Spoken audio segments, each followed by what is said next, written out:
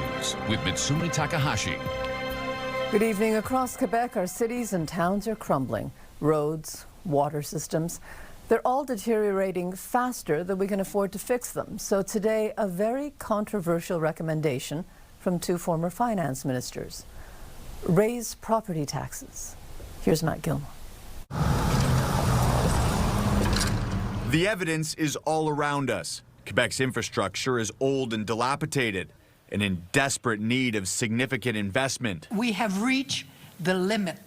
And if we want to leave to our children infrastructures, I'm not talking about a new arena. I'm talking about access to water, access to immediate needs for the society, for the people.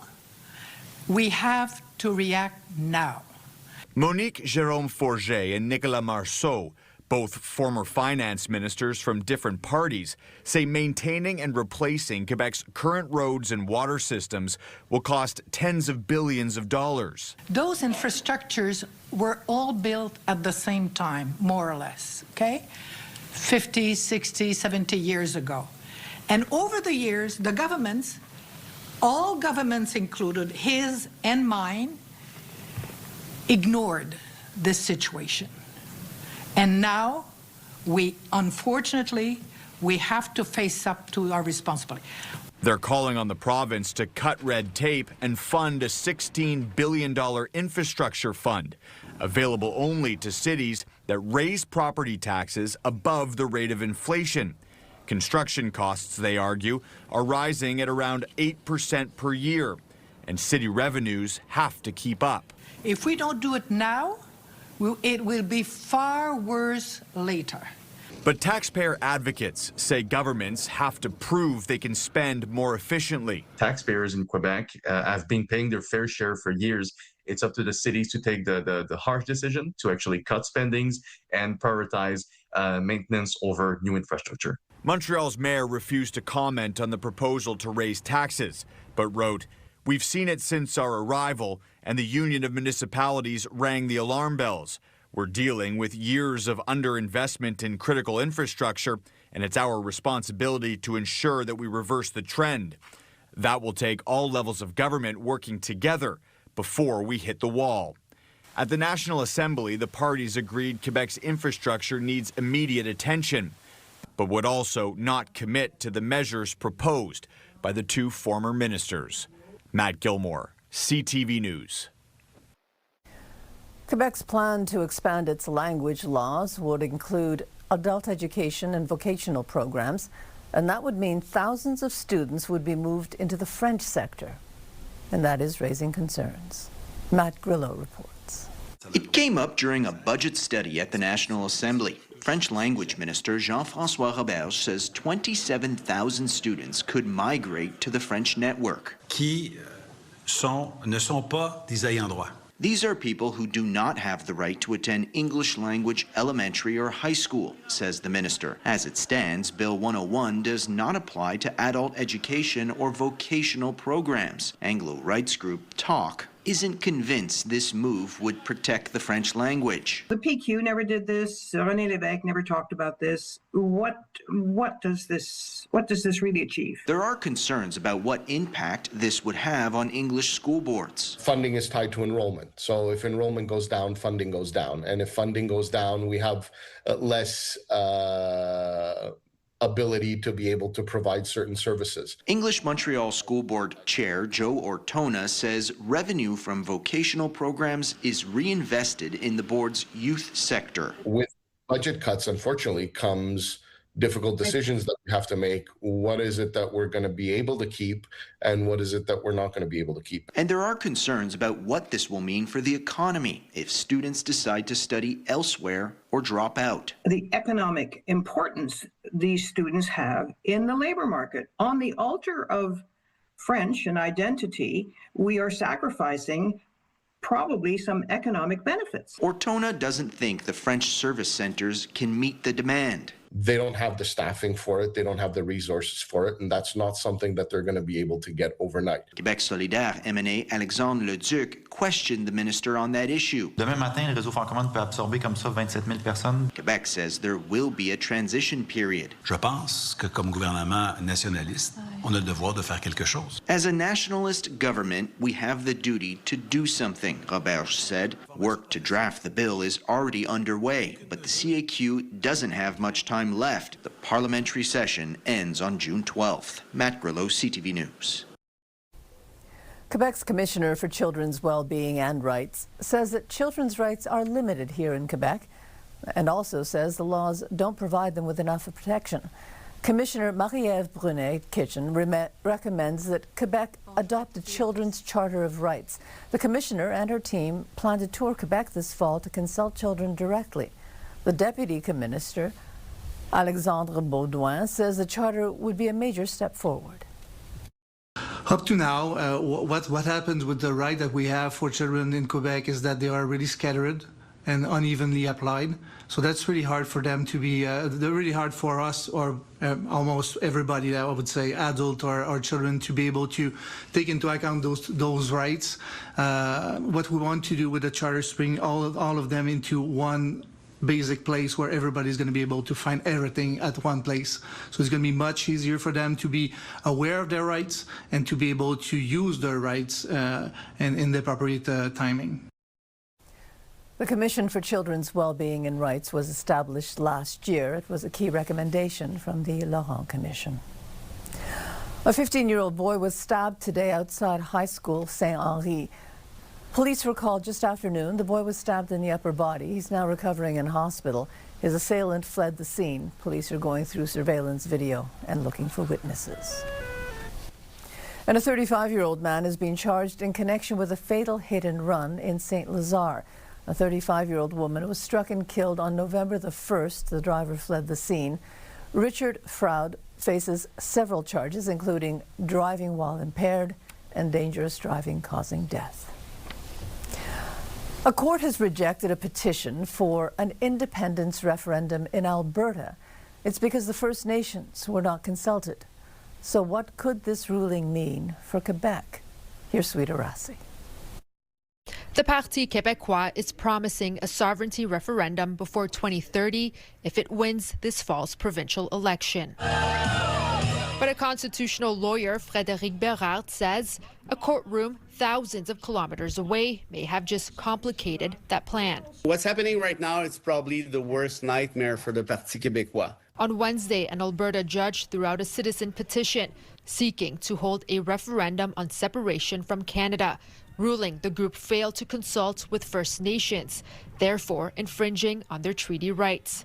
Bérard says legal frameworks around Quebec's sovereignty have existed since 1998, and Alberta's ruling raised the bar even higher. Saying that you have to consult with them, you have to make sure that they're part of the deal itself. So obviously it's like it's another step. According to the government of Quebec, there are 11 Indigenous nations in the province, including the Inuit, who in the 1995 referendum voted overwhelmingly in favor of staying in Canada. Parti Québécois leader Paul Saint-Pierre Plamondon says his party's path is different from Alberta's. But it's important to say that the process through which a referendum will be held in Alberta is not the same law and the same parameters than what we have in Quebec. Former federal minister Stéphane Dion sponsored the Clarity Act, the federal law that sets the rules for how any province could ever leave Canada. He says a referendum is just the first step in negotiations between Ottawa and the provinces. So you need to have an agreement of separation that would be supported by the partners of the federations. That means the other provinces and the federal government. Meanwhile, Alberta's Premier Danielle Smith promised to appeal, and Bérard says the case could go all the way up to the Supreme Court of Canada, who will have the final word. Whatever it decides, he says, Quebec will be watching closely. Sweet Arasi, CTV News, Quebec City. There was an apology today from Sona Lakoyan Olivier.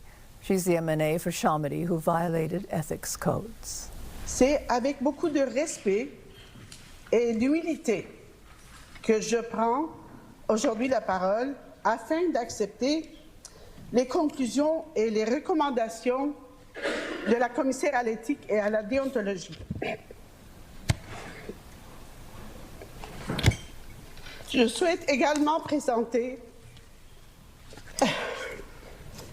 mes excuses sincères. The ethics commissioner concluded that Lacoyenne Olivier used her constituency office for partisan purposes during the Quebec Liberal Party leadership race. Lacoyenne Olivier was expelled from the Liberal Party. She's currently sitting as an independent. And today she suggested she plans to remain in office despite calls for her to resign from the National Assembly.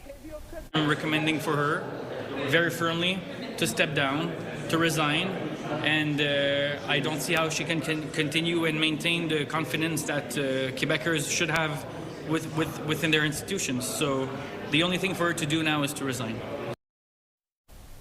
The ethics commissioner also said that Lacoyenne Olivier tried to obstruct her investigation. She's recommending a fine of $8,000. A daycare center in Chinatown is moving. It's because of safety concerns. For years, there have been complaints about drug use and violence in the area. Denise Roberts has more.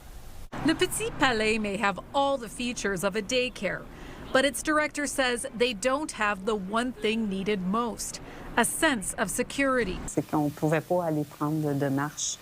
We can't go for walks in the area, Sylvie Chabot told Nouveau Info. She says for years they've been dealing with an increase of drug use, violence, and homelessness in the area and can no longer continue. So they decided to move. And she says we're happy for the staff and the parents. But it's a loss for the community, according to Winston Chan. It sends a signal that Chinatown is not safe. He says since the pandemic, there's been an increase in homelessness, drug use, and mental health issues in the neighborhood. And more needs to be done to address the roots of the problem. People want the problem, the homelessness and the drug addiction to move away to another neighborhood, which won't solve the problem. I definitely understand 100% why they decided to move. Phil Chu used to live a block away from the daycare and sent his daughter there. 2 years ago, he shared his story with CTV and his frustration with the city's response. I found needles in front of my place. I've had to pick up human excrement. I've had to call 911 basically, I don't know how many times. He has since given up and moved out of the city. For adults to witness is horrible, but for children to witness it is even worse. In a statement, the borough of Ville-Marie says the situation at the daycare demonstrates the scale of the challenges in the area. We want to make Chinatown a welcoming place for families again. We are already working on cleanliness and security, but it's going to take time to see the results. The new location is just minutes away, and the daycare will be open for the children at the beginning of June. A new beginning for Le Petit Palais and the families who rely on it. Denise Roberts, CTV News. About a dozen cars and trucks were damaged by fire overnight in Saint-Laurent. Police were called to a parking lot on Saint-François at around 1:30 this morning. 3 trucks were engulfed in flames. Another 10 vehicles were damaged. Police say fire accelerants were found on the scene. It is Game 5 in the Canadian Sabre Series. The Habs are back on the road. They are in Buffalo. And Kelly, fans watching on one of Montreal's historic theatres. That's right, Mitsumi. I'm here at the Rialto Theatre in Mile End. Doors opened just about 5 minutes ago. I'll give you a look around here at what it looks like. This is a beautiful theater built in the 1920s, a neo-Baroque interior, and it normally hosts cultural events. But what's more cultural than watching a Montreal Canadiens game? I mean, this is what a place to do it. This is the first year the theater has hosted watch parties. I spoke to the event coordinator about what it's been like so far. It's been really fun. We have around 200, 300, 350 even for the last one guest. It's a lot of fun. We have a lot of friends and family, a lot of people that live in the neighborhood that's coming. It's really fun. People are here. They're going at the bar. The people are really happy that it's free. Game 5 starts in less than an hour. It'll be interesting to see how Jakub Dobeš bounces back after that fluky second goal in the last game. Now, he has yet to lose 2 in a row in the playoffs. Ukko-Pekka Luukkonen is expected to get the start for Buffalo again tonight. Now, another player to watch is Alex Newhook. He is riding a hot streak. In the first 38 playoff games of his career, he's had 2 goals. In his last 5 playoff games, he's had 6 goals, so certainly someone to be looking out for tonight. Now, we're still looking to see if it'll be Arbor Jacki or Jaden Struble who will get the start tonight in Game 5. Puck drop, like I said, at about 7 o'clock tonight. We'll be here at the Rialto Theatre. We'll have highlights on our late show and fan reaction. And again, what a place to watch the game in one of Montreal's most beautiful historic theatres. Mitsumi? Thanks very much, Kelly. And that's Kelly Gregg at the Rialto Theatre. And it is an all-Canadian matchup in the Professional Women's Hockey League. Olivia, the Montreal Victoire playing in the league finals, and for the first time. Mitsumi, it's the first time, as you mentioned, that the Montreal Victoire could be hoisting the PWHL Walter Cup. It's their first chance in the finals. The start begins tonight. Game 1 behind me at Place Belle. They're taking on the Ottawa Charge. Now, the Ottawa Charge are looking for redemption. They were in the finals last year against the Minnesota Frost, but ultimately lost. The Victoire had to beat the Minnesota Frost to get here tonight, and they're looking to their roster. They're adding a new player tonight. The team just announced that they signed defensive player Nadia Mateve to a 10-day contract. She joined the team after an impressive Olympic performance with Team Italy. Former hockey player and Olympic gold medalist Becky Keller weighed in on what it will take for the Victoire to win the series. I think it'll take all the things that it did in the first series, which is good defense. They were really sound defensively. They have been all year. They got one of the best goaltenders in the world right now, so she needs to be big as well. And then it's going to take depth scoring. I mean, Poulin has been fantastic, 2 huge goals in the last series, but she's not playing at 100%. So they're going to need contributions throughout the lineup, I think, in order to put up the goals that they need to win this one. The Victoire and the Charge met 4 times during the regular season. The Montreal Victoire took 3 of those 4 games, outscoring the Charge 10-2. So we'll have to see what happens in this best-of-5 series tonight, with puck drop kicking off at 7 o'clock, and we'll bring you more later tonight. Mitsumi? Thanks very much, Olivia. And that's Olivia O'Malley at Place Laval. And coming up, making a pitch for the REM. This is a significant way of creating wealth, moving people around, doing what's right for the planet. He's trying to convince people on the West Island to leave their cars at home. And a plan to double Canada's electricity grid and lower energy costs.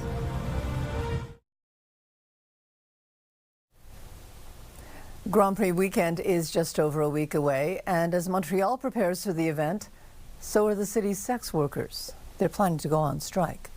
Laurence Brisson-Dupré reports. Melina May says sex workers often operate in a system filled with gray zones, both legally and in the workplace. In massage parlors, in strip clubs, bosses are just like little king in their workplaces. They do whatever they want. She says that can mean workers being fired without warning or forced into paying costly fees just to do their job. And with Grand Prix weekend approaching, some sex workers are now pushing back. The Sex Work Autonomous Committee is organizing a strike in strip clubs and massage parlors on May 23rd, the day races begin. One of their main targets, the bar fee. Money strippers are required to pay to work a shift. They are also expected to tip staff, including DJs, bouncers, and managers. Adore Goldman says those fees can get even higher during busy events like F1. If you don't tip well, maybe you won't receive as much protection from the bouncer. So it's also exploitative in that way. The group says Grand Prix weekend is one of the most profitable times of the year for club owners, but also one of the most dicey for workers. It's a time during the year that there might be more violence in the clubs because it's a more hectic environment. The group is also calling for access to unemployment benefits, workplace protections, and across the country, the decriminalization of sex work. Researcher Francine Tremblay says current laws still leave workers vulnerable. It creates a definite unbalance because to be criminalized, you're illegitimate and you have very little protection. As a matter of fact, it depends where you work, but it's from little to not at all. She says events like the Grand Prix can magnify existing problems in the industry. For organizers, this strike is about pushing for labor rights. There's no club. There's no club without strippers. They are calling on other sex workers from out of town to take part in their protest. Laurence Brisson-Dubreuil, CTV News. CP Rail has been cleared of all responsibility in the train derailment and explosion in Lac Mégantic. In 2013, a train carrying oil tankers derailed. The ensuing explosion destroyed downtown Lac Mégantic and killed 47 people. The train was owned by the Montreal Main and Atlantic Railway, but the tracks were part of the CP network. The victims, families, and the other groups were trying to sue CP Rail and had appealed to the Supreme Court. But the court refused to hear the appeal and said the two lower court rulings should stand. The new REM line on the West Island opens next week. The line has seen delays, cost overruns, reliability issues. But its developer sees only promise for the future. Geneviève Beauchemin joined him for a ride. The longest automated light rail system in the world, the REM is adding 4 new stations, connecting the West Island of Montreal to the city center. I guess you've ridden this line a few times. I have. Each time that we actually open up a segment, I tried a few times. CTV hopped on with Charles Lemont, president and CEO of La Caisse, the developer and operator, now tasked with convincing West Islanders to come on board. This is a significant way of creating wealth, moving people around, doing what's right for the planet. The vast majority of commuters here are now drivers, and light rail transit reliability issues have shaken trust in the system. Ice and mechanical problems have repeatedly stopped the REM in its tracks, leaving passengers waiting for a ride. I'm so tired. It's really unacceptable. We are always late. We're always waiting around. You're in the West Island. Let's say you didn't take your car that day. If the REM breaks down, it's hard. It's hard, and I get it. Imo says interruptions have gone down by half in recent months. We're at 99% reliability, so people can actually come and take the train and be very confident that they're going to get to destination fast. They're going to save a lot of time. On average, there are 80,000 boardings a day on the existing REM. La Caisse hopes to eventually get to 150,000 for return on investment. Imo says the Caisse might finance and operate future projects differently, but that overall this has been a worthwhile investment for Quebecers. We've shown ourselves that we can build something that's world-class at the right cost in the right amount of time. It never comes without any hiccups, I acknowledge it, but I think it should give us confidence that we can do that going forward. The next phase is the link to Trudeau International Airport, scheduled to get rolling by the end of 2027. After an open house this weekend for the people from the West Island, the trains will officially start rolling on May 18th. Geneviève Beauchemin, CTV News, Dollars des Ormeaux, Quebec. Canada has a new national electricity strategy, and it's an ambitious one. The plan is to double the grid by 2050, and in the process create jobs and lower consumer costs. Abigail Beeman reports. The Prime Minister amped up to deliver a long-awaited electricity strategy with a plan to double Canada's capacity. As our industries expand, our economy grows, AI accelerates, electricity demand in Canada is expected to double by 2050. So we will double our grid. The government estimates the expansion could add 130,000 high-paying jobs by 2050. This announcement in electricity, as far as I'm concerned, is the greatest announcement since, well, electricity itself. Canada's current electrical system is complex and siloed. The Prime Minister concedes it's often easier to trade power with the United States than interprovincially, costing Canada billions. Tying our grids together, and that will be that will be essential, and that's where the federal government has to come in and help the provinces make good choices that work strategically for the nation. To help build and power an expanded grid, Mark Carney is proposing more flexibility to scale up natural gas, especially important in Western Canada, by loosening Trudeau-era clean electricity regulations. It is a betrayal of the years of time that was spent with stakeholders and utilities and Indigenous nations on developing the federal clean electricity regulations. He re-announced the same electricity plan that the Liberals have used over the last decade to jack up the cost of power bills by 35%. While the government promises this expansion will eventually lower bills, it also puts the price tag at more than $1 trillion overall and couldn't provide any details about a breakdown or who would pay for what. Abigail Beeman, CTV News, Ottawa. 26 more people in Canada are being monitored for the hantavirus. This brings the total number in Canada to 36. Canada's Chief Medical Officer, Dr. Josh Reamer, says the new people are considered low risk, but were flagged because they'd recently shared a flight with someone who was infected. All are asymptomatic and they're not required to isolate. The hantavirus outbreak began on a cruise ship, and 3 people from that ship died. And coming up, they come calling at your door. So when's the last time you heard from them? Well, when I gave them the money. It's a warning to beware of anyone who's going door to door. And Honda Canada changing its focus to meet another growing demand.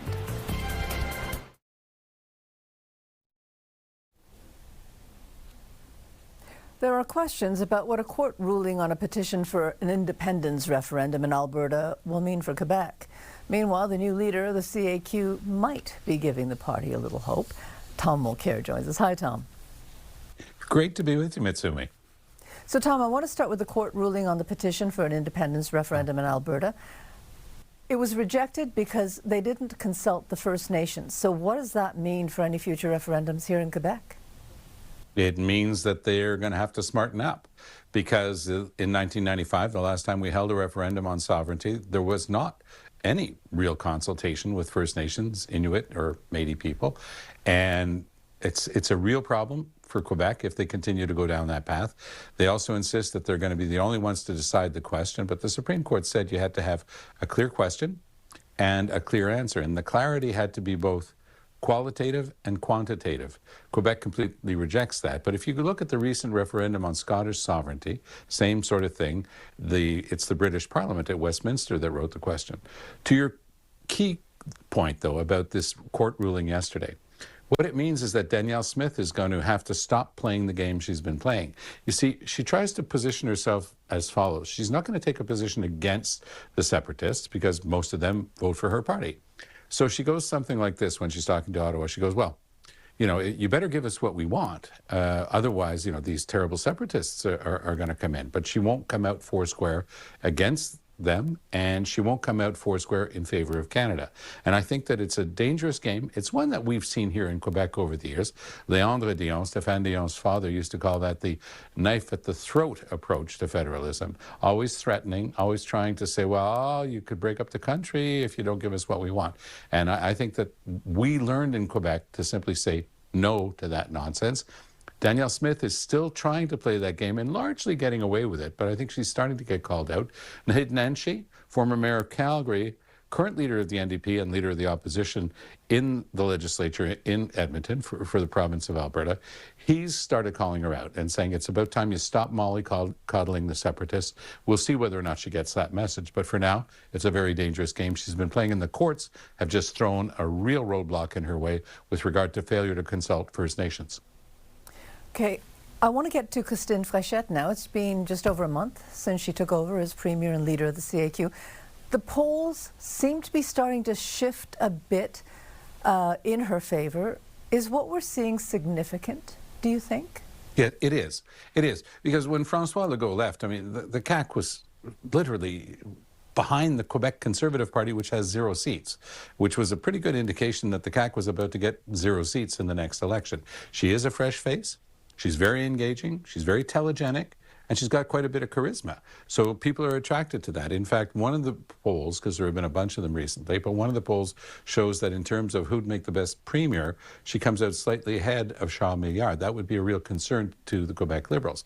Now, the Liberals themselves are neck and neck with the Parti Québécois for first place, but you have to drill down a little bit to realize that the Liberals have massive support in Montreal and Greater Montreal, whereas Fréchette and the CAQ have support better spread out across Quebec, and the PQ is way ahead of the Liberals with Francophone voters, and they decide elections.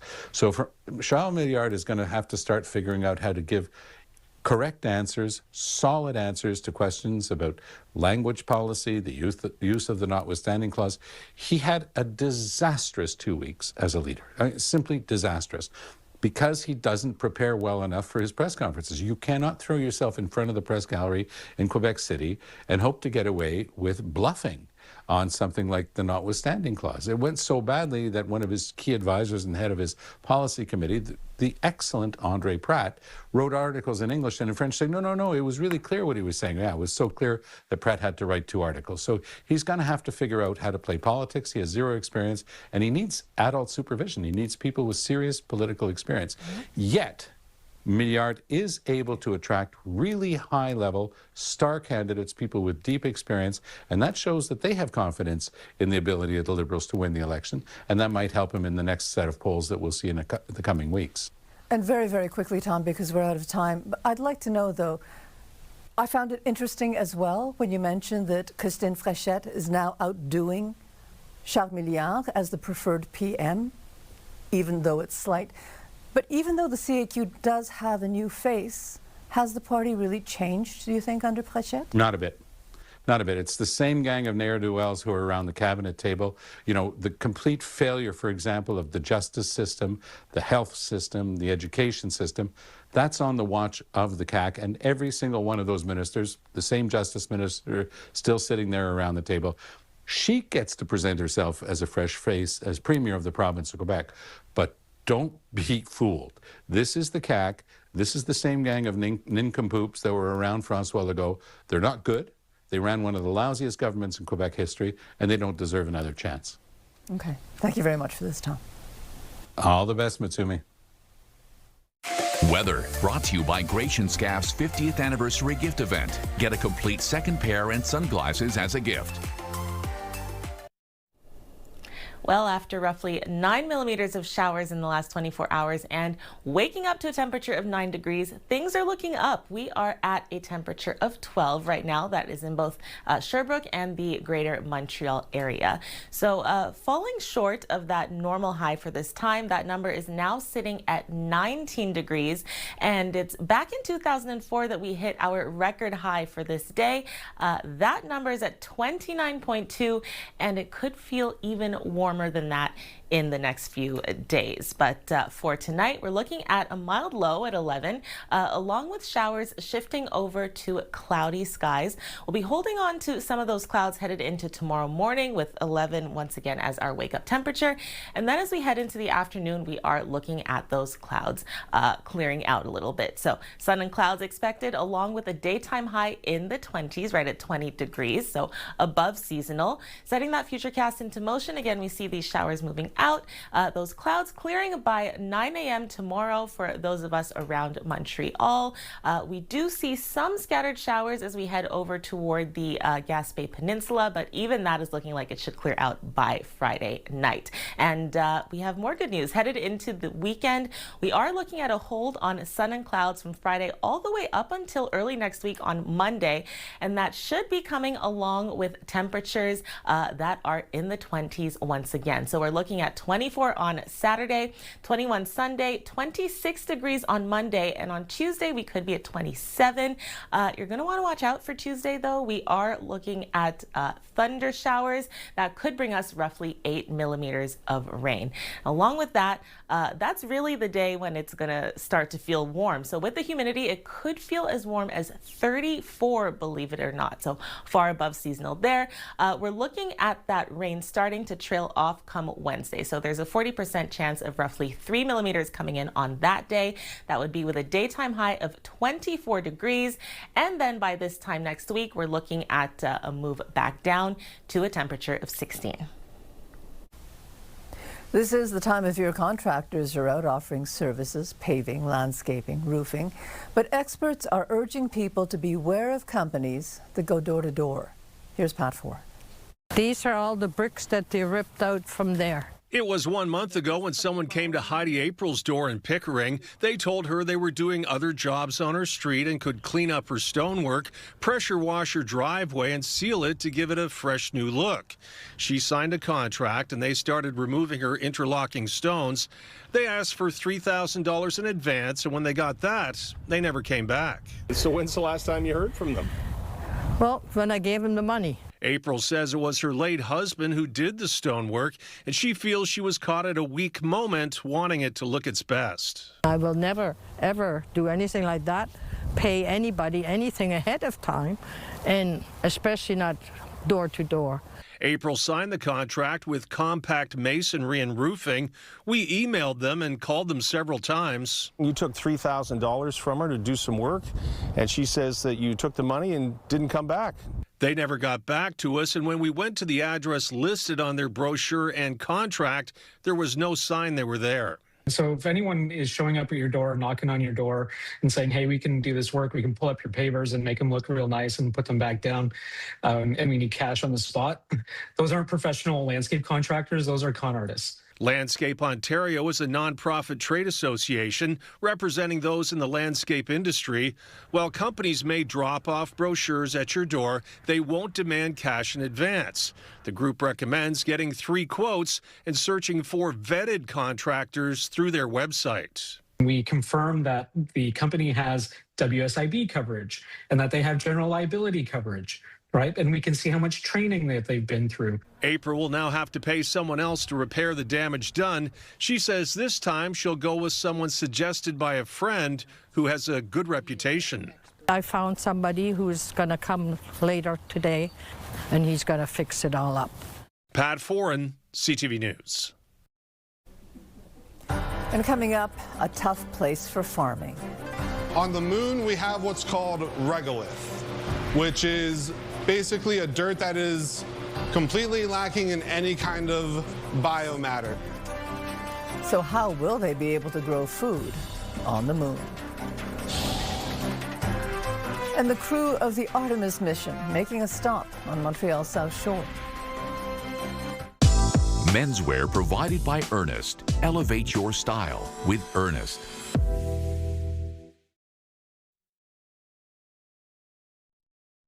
Your Health, brought to you by Gration Scaff's 50th anniversary gift event. Get a complete second pair and sunglasses as a gift. Researchers at Oregon State University are tackling a very specific problem that's related to space travel. Joe Raineri has the story.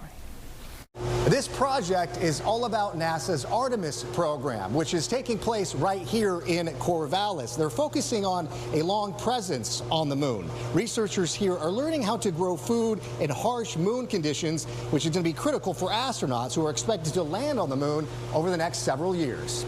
This is what I plan on harvesting today. Inside this lab at Oregon State University, David Handy, a space biologist, is tackling one of the biggest challenges of living on the moon: how to grow food where there's no real soil. On the moon, we have what's called regolith, which is basically a dirt that is completely lacking in any kind of biomatter. Unlike soil on Earth, the material on the surface of the moon contains none of the organic materials plants normally need to survive. So Handy and his team use a mix of crushed minerals and volcanic ash so it would be similar to the Earth's surface. And so think of like a very fine silt that you end up with. And so it compacts a lot.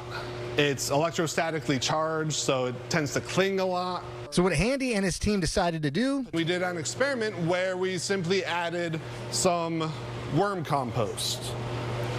And that, by the time we had 30% by volume compost mixed in, The plants were identical to our earth soil controls. That experiment turned out dozens of spuds, and they discovered adding compost made a huge difference. I thought it was a perfect crop to choose for different reasons. One, everybody eats potatoes. We eat them as French fries in many different ways. The second reason behind using potatoes for this NASA-funded research project? On Earth, it grows in pretty much every place on Earth. Different latitude, different altitude. There's just very few places where you can't grow potatoes. Now they hope this experiment will be taking this team and this starchy veggie to new heights. A new online survey finds that nearly a quarter of Canadians decided not to get a vaccine that was recommended by their doctor. The survey found that most people declined over concerns about potential side effects. People in Alberta were most likely to refuse a recommended vaccine at 35%. Also, people with a high school education or less were more likely to refuse a vaccine compared to those with a university-level education. Business News, brought to you by Au Vieux de Louvre, where memories and meals come together. Honda confirmed today that it has suspended plans for its $11 billion EV project in Canada. Morella Fernandez has more. Honda says evolving business conditions and shifting consumer demand are to blame. Both Ottawa and Ontario had promised $5 billion to finance the project. Honda says it hasn't accessed any of the funds. Honda also reported its first ever annual loss today of $2.7 billion US. Its shift away from electric vehicles are mainly to blame. The Japanese company and other car makers have taken big hits, with the US no longer supporting EV strategy. The Canadian Real Estate Association says the average home sale price moved up in April, even though activity dropped. Sales were down 4% from April of 2025, but the national average sale price was up over 2%, coming in at above $695,000. Canadian Tire reported revenue of $3.6 billion for its latest quarter, just beating the estimate. Sales were up at Sport Chek and Mark's brands, but that offset a decline of sales at Canadian Tire. The CEO says Canadian consumers are resilient but selective at a time when they're paying more for energy. Here are the closing numbers for the day. The Canadian dollar is up a fraction to 72.86. West Texas Intermediate barely changed at 101.17. Western Canadian Select is down to 79.71, and the TSX gained 226 points today. Those are your business headlines. I'm Morella Fernandez. The works of Beyoncé, Chaka Khan, and Taylor Swift will be preserved for future generations.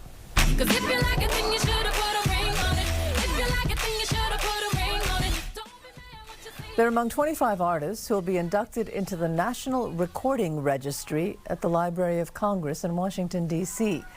Among them are also the Go-Go's, Vince Gill, Ray Charles, Reba McEntire. The artists are chosen for their cultural or historical significance to the United States. Summer is not far off. Montreal's river shuttles are back. Angela, they start running next weekend. Yes, so as of May 22nd, you can board one of 6 routes serving Montreal, as well as Boucherville, Longueuil, and Varennes. And depending on where you live, it could be an option for your commute without all the traffic. And there's a bit of a discount if you ride before July. And of course, it's Game 5 for the Habs and Sabres tonight in Buffalo, and the Victoire are up against the Ottawa Charge in the championship round of the PWHL playoffs. So we'll have all this and more at 11:30. Thanks very much, Angela. Stay with us. We've got another full night of great shows for you right here tonight on CTV.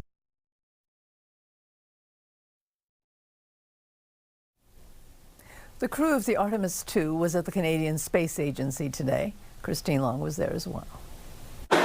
Around the moon and back. These astronauts touched down at the Canadian Space Agency, which is like home base for where a lot of the research began long ago, says Jeremy Hansen. There is a human in space representing our extraordinary country, the extraordinary work that we have talked about many times, Minister. Yep. Literally decades of Canadian innovation that put us in this situation. We did this, but most of the we in this room is you all. Minister Mélanie Joly invited questions from Canadian space sector stakeholders. American astronaut Christina Cook says the advanced research and extensive preparations make the difference. Someone who has spent a lot of time in the Antarctic and high Arctic and other places, it was like coming home but viewing it in a whole new way.